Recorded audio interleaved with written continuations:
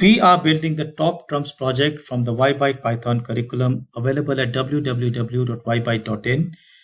Previously, we saw how we could get all the cards into a list. This is a list of dictionaries. So if I were to look at, let's say, all cards, this is the list of dictionaries. And if I were to look at any one card for this, for example, let's say the 0th card, doesn't matter because they are all similar.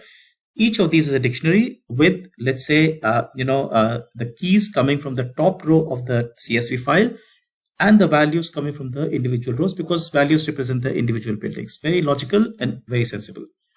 However, notice that the game is about comparing these different values. And the first two values are really just the name. So in other words, if I were to look at, let's say, the keys of the, let's say, the cards, I noticed that this has got 7 keys in all. So that's building name, country, height, floors, year built, and so on. But out of these, the keys, the first 2 keys are really just informational. We don't really play with them.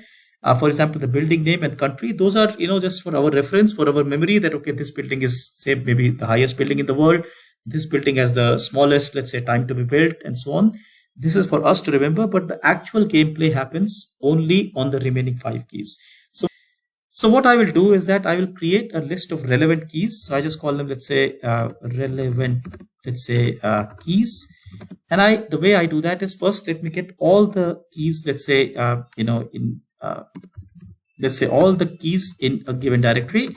So all cards 0.keys, dot say keys. Now this method gives me all the keys and the list converts that to a list.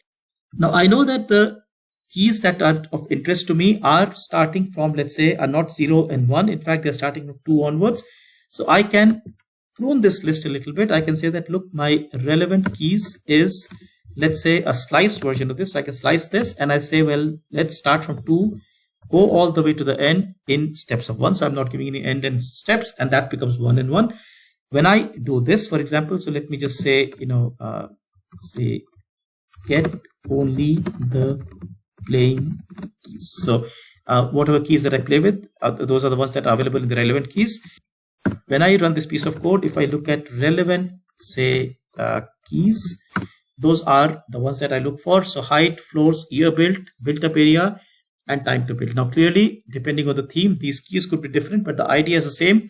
They'll always be identifier keys. They'll always be playing keys. In here, we have gotten the playing keys.